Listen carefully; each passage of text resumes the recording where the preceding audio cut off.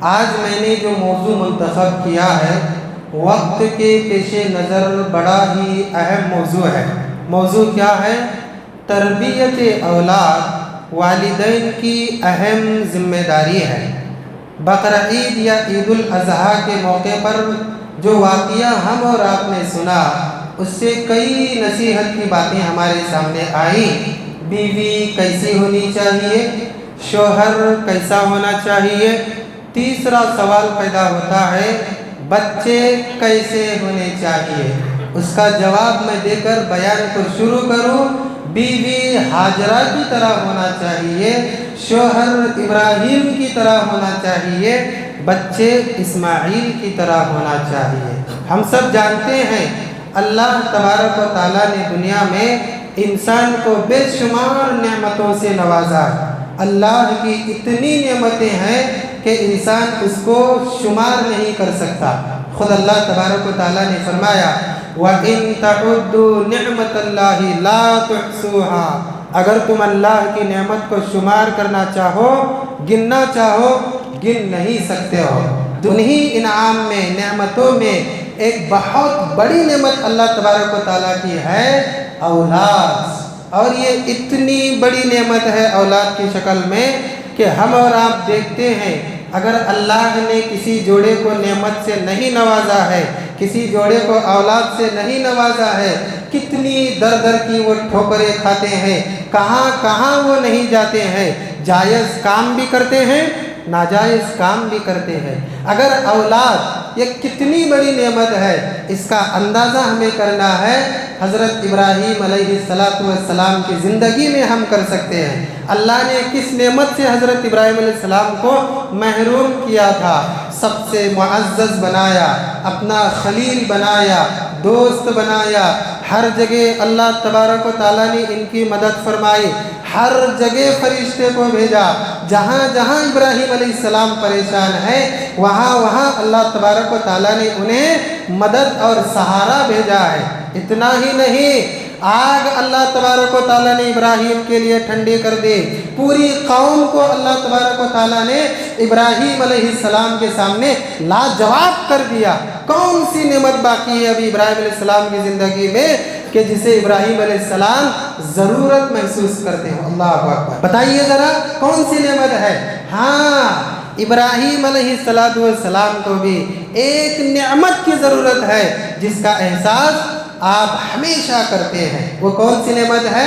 اولاد کی نعمت۔ ہمیشہ اپنی دعاؤں میں کہتے ہیں ربی حبلی من الصالحین، پروردگار بہت سی نعمتوں سے تو نے مجھے نوازا ہے، ایک نعمت عطا فرما، اور وہ نعمت کون سی ہے؟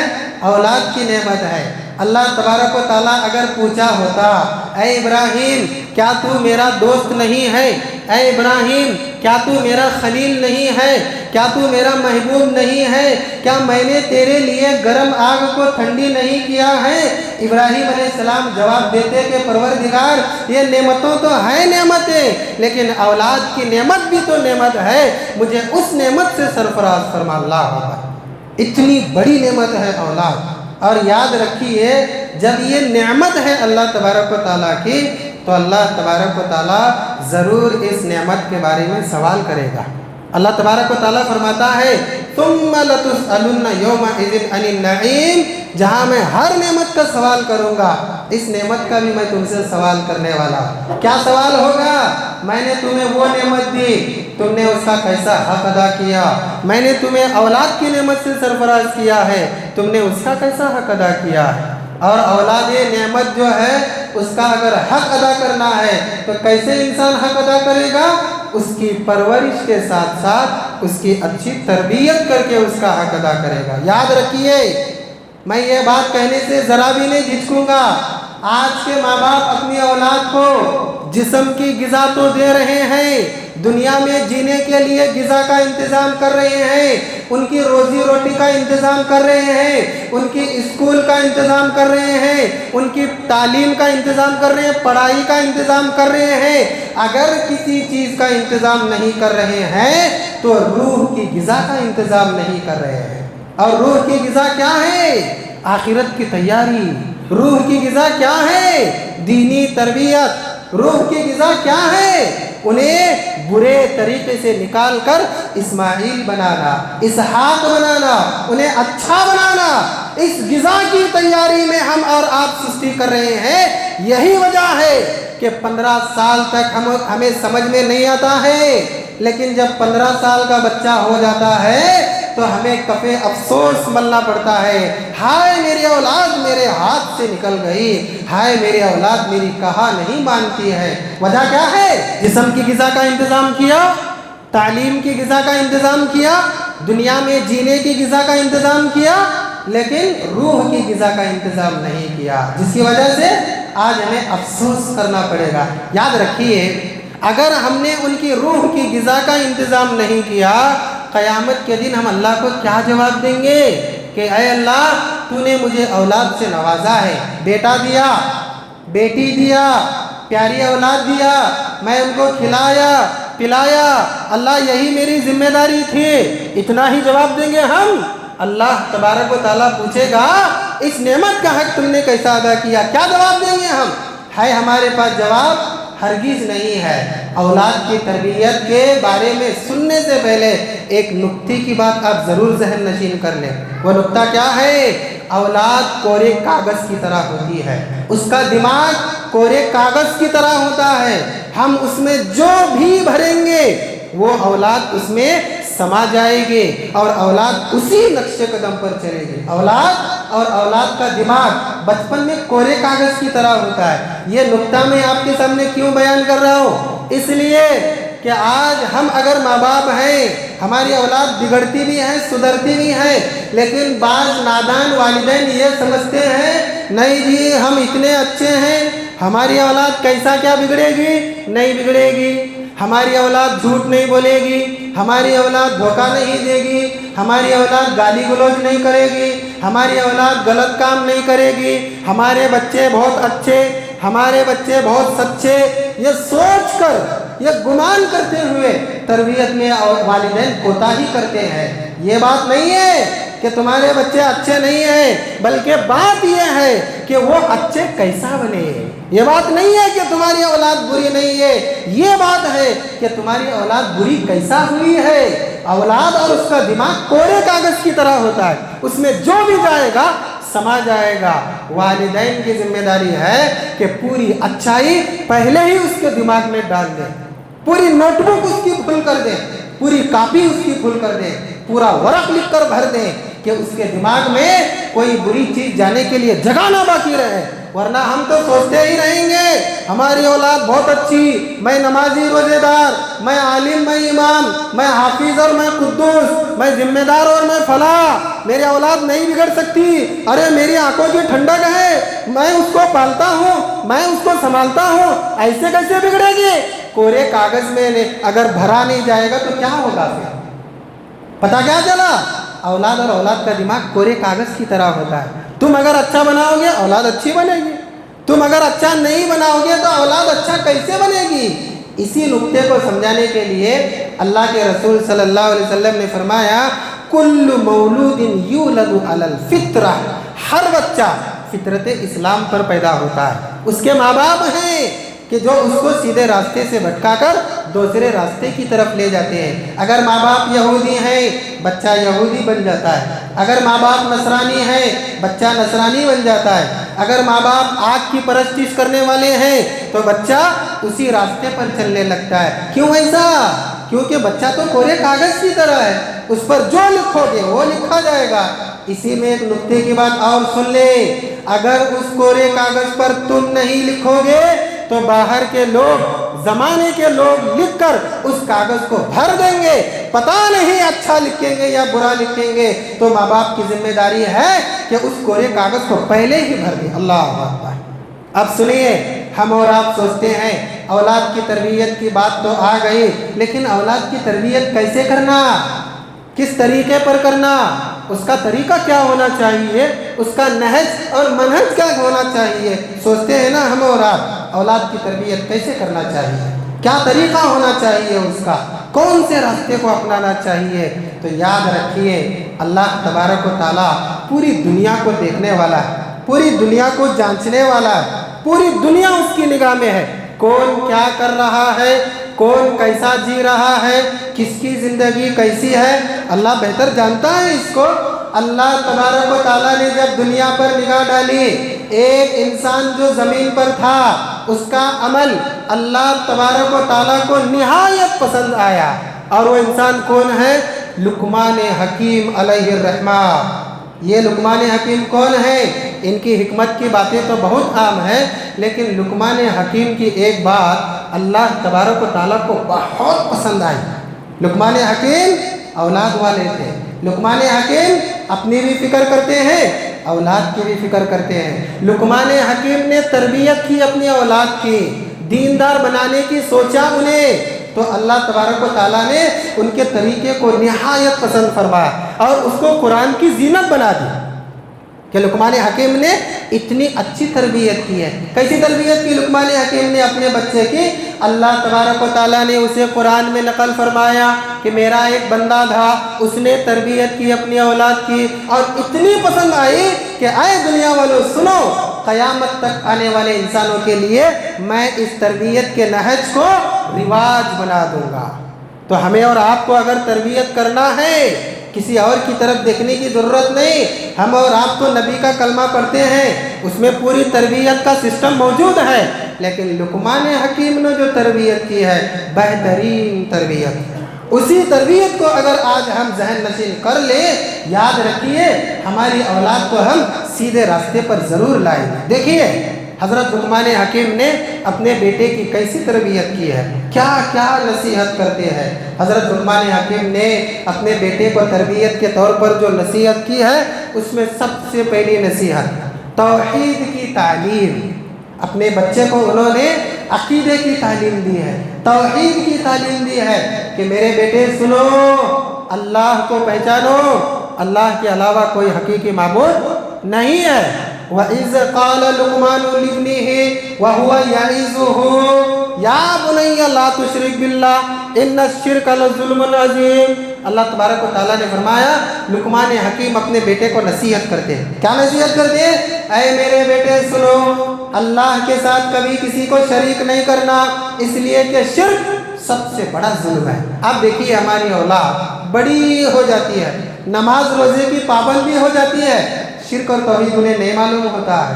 کبھی کبھار وہ بدعت کو شرک بولتے ہیں، شرک کو بدعت بولتے ہیں، پتہ نہیں شرک کیا ہے، بدعت کیا ہے، شرک کسے کہتے ہیں، بدعت کسے کہتے ہیں، توحید کیا ہے، توحید کا تقاضا کیا ہے، توحید کی قسمیں کیا ہیں، نہیں معلوم ہے ہماری اولاد کو۔ اسی لیے وہ توحید اور شرک میں فرق نہیں کر سکتی ہے، سنت اور بدعت میں فرق نہیں کر سکتی ہے۔ اسی لیے لقمان حکیم نے اپنے بیٹے کو سب سے پہلے نصیحت کی۔ کیا نصیحت کی؟ یا بنیا، اے میرے پیارے بیٹے سنو، لا تشرک باللہ، تم اللہ کے ساتھ شرک نہیں کرنا۔ اور تربیت میں یہاں ایک نکتے کی بات اور ہے، بڑی اہم بات ہے، وہ یہ ہے کہ حضرت لقمان حکیم اپنے بیٹے کو بٹھا کر پیار سے مخاطب کر کے سمجھا رہے ہیں، یا بنیا، اے میرے پیارے بیٹے سنو، لا تشرک باللہ، کبھی شرک نہیں کرنا اللہ کے ساتھ۔ کیوں؟ ان الشرک لظلم عظیم، شرک بہت بڑا ظلم ہے۔ کیا بات معلوم ہوتی ہے؟ بات یہ معلوم ہوتی ہے کہ اگر ہم اپنی اولاد کی تربیت کرنا چاہتے ہیں، کچھ اچھی نصیحت کرنا چاہتے ہیں، پیار سے سمجھائیں، محبت سے سمجھائیں، نرمی سے سمجھائیں۔ اگر ہم اپنے بیٹے کو بولیں گے تو نماز کیوں نہیں پڑھتا، تو روزہ کیوں نہیں رکھتا، اگر غصے میں اس کو سمجھائیں گے، اسے ڈانٹ ڈپٹ کر سمجھائیں گے، تو اولاد تھوڑی نا نصیحت قبول کرے گی۔ یاد، اگر اپنی اولاد کی تربیت کرنا ہے، انہیں نصیحت کرنا ہے، انہیں سیدھے راستے پر لانا ہے، پیار سے سمجھانا، جھڑک کر نہیں، غصے میں نہیں، انہیں ڈرا دھمکا کر نہیں، پیار سے۔ یا بنی لا تشرک باللہ، میرے پیارے بیٹے اللہ کے ساتھ شرک نہیں کرنا۔ لقمان حکیم جب شرک کی بات کر رہے تھے تو کیا ان کے بیٹے نے نہیں پوچھا ہوگا، اے میرے ابو جان بتاؤ، شرک سے بچنے کی نصیحت تو کر رہے ہو، لیکن شرک کسے کہتے ہیں ذرا وہ بھی تو بتاؤ۔ لقمان حکیم نے شرک کا پورا خلاصہ ان کے بیٹے کے سامنے پیش کر دیا۔ اگر ہم اپنے بیٹے کی، بیٹی کی، اولاد کی تربیت کرنا چاہتے ہیں، سب سے پہلے عقیدہ سمجھائیں، سب سے پہلے توحید سمجھائیں، سب سے پہلے شرک سمجھائیں۔ کیوں؟ مسلمان اور مومن ہونے کے لیے سب سے پہلی شرط یہی ہے، عقیدہ درست ہونا چاہیے، توحید درست ہونا چاہیے، اللہ کے ساتھ جو اس کا تعلق ہے وہ تعلق اس کا درست ہونا چاہیے۔ چلیے عقیدے کی بات ہو گئی، توحید کی بات ہو گئی، اللہ سے اس کا رشتہ مضبوط ہو گیا۔ اب دیکھیے دوسری نصیحت، حضرت لقمان حکیم اپنے بیٹے کو کیا کرتے ہیں؟ اللہ کا ڈر، اللہ کا خوف، اللہ کی خشیت، اللہ کا تقوی اپنے بیٹے کے دل میں ڈالتے ہیں۔ ماں باپ کی ذمہ داری ہے کہ اگر وہ اپنی اولاد کی تربیت کرنا چاہتے ہیں، سب سے پہلے اللہ کا ڈر ان کے دل میں بٹھائیں، اللہ کا خوف بٹھائیں۔ کیوں؟ اولاد چھوٹی ہوتی ہے نا، زیادہ تر وہ کس سے ڈرتے ہیں؟ یا تو ماں باپ سے ڈریں گے یا ٹیچر سے ڈریں گے۔ اگر کچھ غلط کام کرنا ہے، ماں باپ کو دیکھیں گے، ماں باپ نہیں دکھ رہے، ٹیچر کو دیکھیں گے، ٹیچر نظر نہیں آ رہے، چلو ہم آزاد ہیں غلط کام کرنے کے لیے، کون ہمیں پوچھنے والا ہے؟ اگر بچوں کو بچپن ہی سے ان کے دل میں اللہ کا ڈر بٹھائیں گے، اللہ کا خوف بٹھائیں گے، تو غلط کام کرتے وقت سب سے پہلے خیال ان کا کہاں جائے گا؟ اللہ کی طرف جائے گا۔ لقمان حکیم علیہ الرحمہ نے جب اپنے بیٹے کو نصیحت کی، دوسری نصیحت یہی کی، بیٹا یاد رکھنا دنیا کے کسی بھی کونے میں تم رہو، اللہ تم کو دیکھ رہا ہے۔ اللہ نے اس کو بھی نقل فرمایا، اللہ تبارک و تعالیٰ فرماتا ہے، یا بنی انہا ان تک مثقال حبۃ من خردل فتکن فی صخرۃ او فی السماوات او فی الارض یأتی بها اللہ ان اللہ لطیف خبیر۔ اے میرے پیارے بیٹے سن لو، اللہ کی قدرت اور اللہ کی طاقت بیان کر رہا ہوں میں، سنو۔ اگر ایک ذرہ برابر بھی چیز دنیا کے کسی بھی کونے کے چٹان میں کیوں نہ ہو، یا آسمانوں میں سے کسی آسمان کے کونے میں کیوں نہ ہو، یا زمینوں میں سے زمین کے کسی بھی کونے میں کیوں نہ ہو، یاد رکھو یأتی بہ اللہ، اللہ اس کو ضرور لائے گا۔ کوئی چیز اللہ سے چھپی ہوئی نہیں ہے میرے بیٹے، ہر چیز اللہ کی نگاہ میں ہے۔ اگر تم گھر میں ہو اللہ تمہیں دیکھ رہا ہے، تم اسکول میں ہو اللہ تمہیں دیکھ رہا ہے، تم کسی بھی جگہ پر ہو اللہ کی نگاہ سے تم اوجھل نہیں ہو۔ پتہ کیا چلا؟ بیٹا کچھ بھی کرنا ہو ذہن میں یہ بات بٹھا لو کہ اللہ تم کو دیکھ رہا ہے۔ سبحان اللہ، اللہ کا خوف، اللہ کی حاضری جو اس کی قدرت کی ہوتی ہے۔ ویسے تو اللہ اپنے جسم کے اعتبار سے تو عرش پر ہے، یہ اللہ کا خوف، اللہ کی خشیت، اللہ کا تقوی اپنی اولاد کے دل میں ڈالنا، یہ کامیاب والدین کی نشانی ہے، اور لقمان حکیم نے وہ کر کے دکھایا۔ آپ دیکھیے نا، بچپن میں ماں باپ اپنے بچے کو اللہ کا خوف دلانے کے بجائے کس کا خوف دلاتے ہیں، کس کا ڈر دلاتے ہیں؟ آپ بھی تجربے کار ہیں، زیادہ تر تو یہ ماں باپ ہی ہیں، والدین ہی ہیں، اور الحمدللہ آج میں دیکھ رہا ہوں کہ بچوں کی تعداد زیادہ ہے۔ اس نے اتفاق بھی دیکھی ہے، گزشتہ جمعہ اس سے پہلا یہ بچوں کا ہجوم نظر نہیں آ رہا تھا۔ ماں باپ اپنے بچوں کو بچپن میں اللہ کا خوف ڈالنے کے بجائے، بیٹا سو جا نہ تو بڈھا آئے گا، وہ بوڑھی آئے گی، وہ فلاں انکل آئیں گے، وہ فلاں تمہارے پپا آئیں گے، ڈر کس کا ڈالنا چاہیے بچپن میں؟ اللہ کا ڈر ڈالنا چاہیے۔ بیٹا بلی آئے گی، بیٹا کتا آئے گا، یہ کیا ڈر ڈال رہے ہیں ہم اپنے بچوں کے دل میں؟ ہمارے بچے کیسے اچھے بنیں گے؟ ارے بڑے بھی ہوں گے تو یہی بوڑھا بوڑھی سے ڈرتے بھی رہیں گے، آواز مت کرو ورنہ بازو کے انکل آئیں گے۔ بھائی غلط کام صحیح کام یہ کرنے کے وقت اپنے بچوں کے دل میں اللہ کا خوف ڈالنا چاہیے۔ یاد رکھیے، توحید اور عقیدے کی درستگی کے بعد اگر اللہ کا خوف بچوں کے دل میں آ جائے نا تو بچے کتنا اچھا بنیں گے۔ اسی لیے حضرت لقمان حکیم نے اپنے بیٹے کو توحید کی نصیحت کرنے کے بعد اللہ کے خوف کا ذکر کرتے ہیں۔ بیٹا سنو، ذرہ برابر بھی چیز اللہ کی نظر سے مخفی نہیں ہے، جہاں کہیں بھی ہو وہ چیز اللہ تبارک و تعالیٰ اسے ضرور لائے گا۔ یعنی اللہ تبارک و تعالیٰ تمہارے ایک بھی عمل سے غافل نہیں ہے، تم کہیں بھی کرو قیامت کے دن وہ عمل تمہارے سامنے اللہ لائے گا۔ اللہ اکبر۔ تو ماں باپ کی ذمہ داری ہے کہ سب سے پہلے اللہ کا خوف ڈالے۔ ایک اور نصیحت حضرت لقمان حکیم نے اپنے بیٹے کو کی، تیسری نصیحت، وہ کیا نصیحت ہے؟ بیٹا نماز کی حفاظت کرنا، نماز کو قائم کرنا۔ یاد رکھو قیامت کے دن اللہ تبارک و تعالیٰ بندوں سے سب سے پہلے حساب کس چیز کا لینے والا ہے؟ نماز کا لینے والا ہے۔ میرے بیٹے یاد رکھو، نماز کی پابندی کرنا۔ اللہ نے فرمایا یا بنی اقیم الصلاۃ، حضرت لقمان حکیم نے کہا میرے بیٹے نماز کو قائم کرو، نماز کو ادا کرو۔ کیوں ایسا نماز کی تعلیم دے رہے ہیں؟ ماں باپ ہیں کچھ الحمدللہ، چلتے چلتے اپنے بچے کو نماز کو لاتے بھی ہیں، ہم نے بھی لایا ہے، لیکن تعلیم نماز کی دینا یہ بہت ضروری ہے۔ کیوں ایسا؟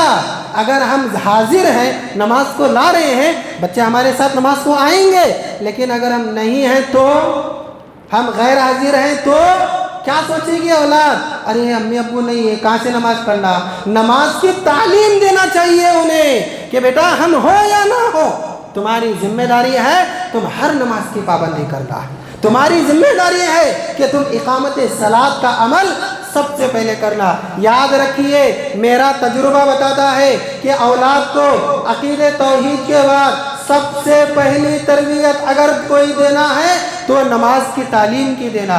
اسی لیے اللہ کے نبی صلی اللہ علیہ وسلم نے فرمایا مرو اولادکم، تم اپنی اولاد کو بالصلاۃ، نماز کا حکم دو، وہم ابناء 7 سنین، جبکہ وہ کتنی سال کے ہو جائیں؟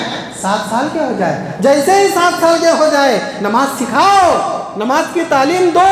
اور اگر 10 سال تک تم دیکھ رہے ہو کہ وہ نماز کی پابندی نہیں کر رہے ہیں، انہیں مارو۔ اور یاد رکھیے اولاد کو مارنے کا حکم نبی کی احادیث سے، میرے علم کے اعتبار سے نماز کے علاوہ کسی عمل میں نہیں پایا جاتا۔ اللہ اکبر۔ تو حضرت لقمان حکیم نے کیا کہا اپنے بیٹے کو؟ بیٹا نماز پڑھتے رہنا، نماز کو قائم رکھنا، میں ہوں یا نہ ہوں تمہاری نماز تو ہوتی رہنی چاہیے۔ اور بچے کو یہ بھی بتانا بیٹا تم نماز پڑھتے ہو تب تم مسلمان ہو، تم نماز نہیں پڑھتے مسلمان نہیں ہو۔ کیوں؟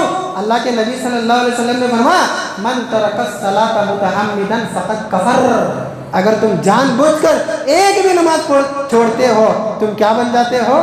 کافر بن جاتے ہو۔ تو والدین کی ذمہ داری ہے کہ تربیت اولاد میں نماز کا پہلو سب سے پہلے رکھیں۔ اس کے علاوہ کیا نصیحت کی حضرت لقمان حکیم نے اپنے بیٹے کو؟ نماز کی تربیت کے بعد، اللہ کے خوف کی تربیت کے بعد، اللہ سے تعلق جوڑنے کی تربیت اور تعلیم اور نصیحت کے بعد نصیحت کرتے ہیں بیٹا اگر تم اچھے ہو تو یہ اچھائی کی تعلیم تم تمہارے دوستوں کو بھی دینا، تم تمہارے رشتہ داروں کو بھی دینا، ملنے جلنے والوں کو بھی دینا۔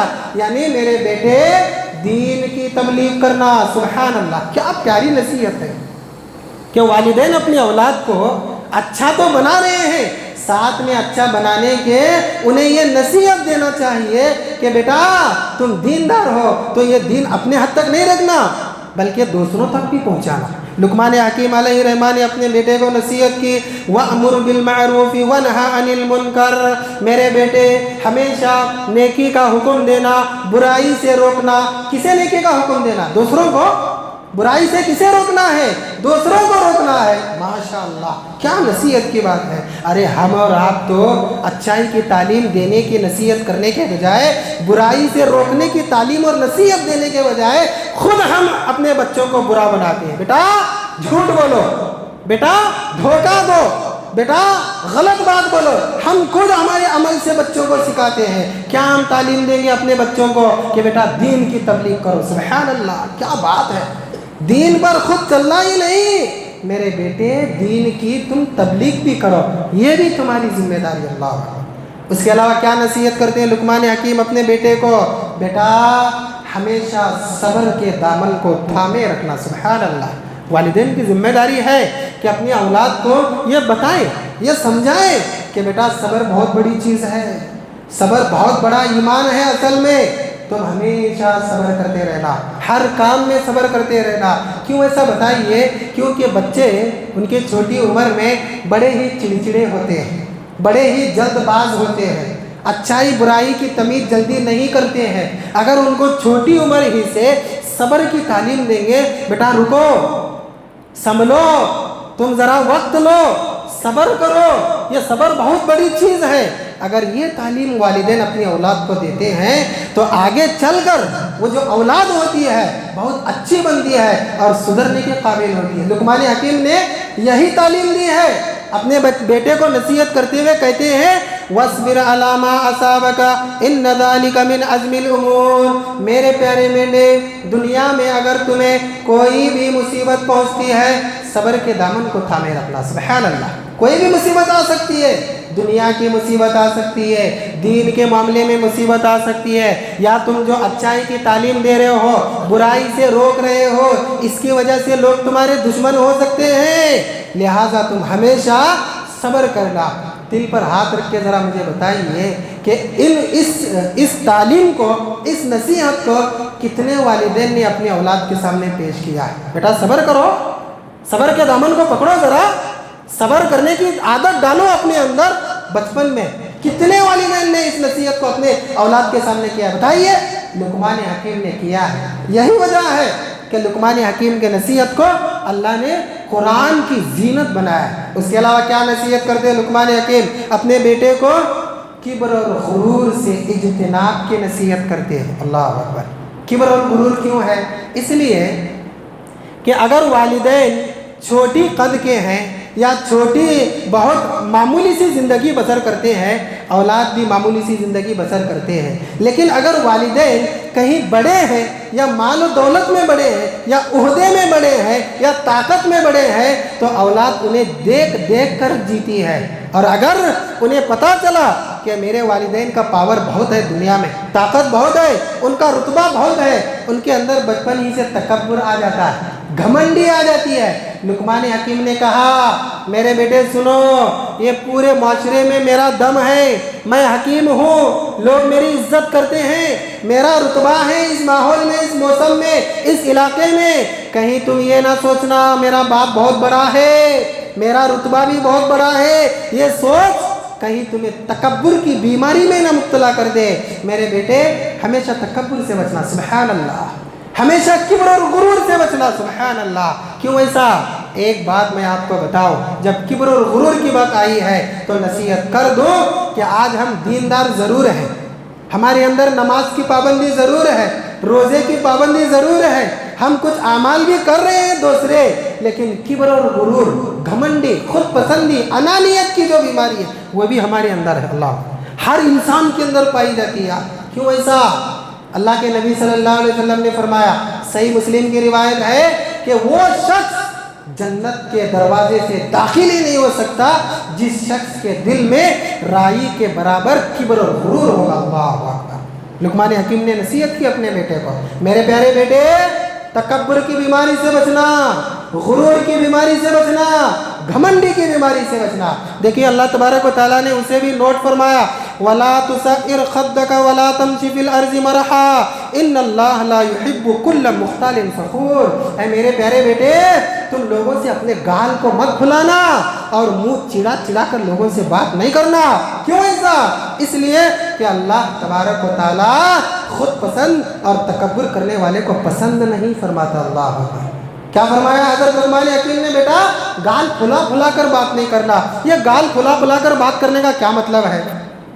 गाल फुलाकर बात करने का मतलब है कि इंसान तकब्बुर की वजह से, घमंडी की वजह से मुंह बना बना कर बात करता है। अब ज़रा देखिए, कुछ लोग ऐसे हैं जो मुस्कुराकर गुफ्तगू करते हैं, बिल्कुल अच्छी गुफ्तगू करते हैं, और कुछ लोगों के गुफ्तगू करने का अंदाज बता देता है कि ये किब्र और गुरूर में डूबा हुआ है। उन्हें सलाम कीजिए, वालेकुम सलाम, उन्हें खैरियत पूछिए, अल्हम्दुलिल्लाह। ये अकड़पन क्यों है भाई तुम्हारे अंदर? ये सूखापन लकड़ी की तरह क्यों अकड़े हो तुम?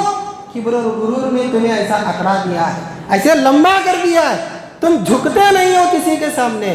तो किब्र और गुरूर से इंसान मुंह बना बना कर बात करता है, मुंह बना बना कर बात करता है और लोगों से फुला फुला कर रहने की कोशिश करता है। तो लुकमान हकीम ने कहा, बेटा तुम बड़े हो या छोटे हो, लेकिन तकब्बुर से बचो, गुरूर से बचो, घमंडी से बचो, क्योंकि अल्लाह तबारक व तआला इसे पसंद नहीं करता है। और जहाँ तक किब्र और गुरूर की बात है, अल्लाह के नबी सल्लल्लाहु अलैहि वसल्लम फरमाते हैं, एक शख्स रास्ते से गुजर रहा था, गुजरते गुजरते जब उसने देखा अपने आजू बाजू में दाएं बाएं, तो उसने सोचा, अरे ये कितना आम सा लिबास पहना हुआ है, मैं कितना अच्छा लिबास पहना हुआ हूँ, मैं कितना उम्दा हूँ इसके सामने, अल्लाह, इसके मुकाबले में मैं कितना अच्छा हूँ।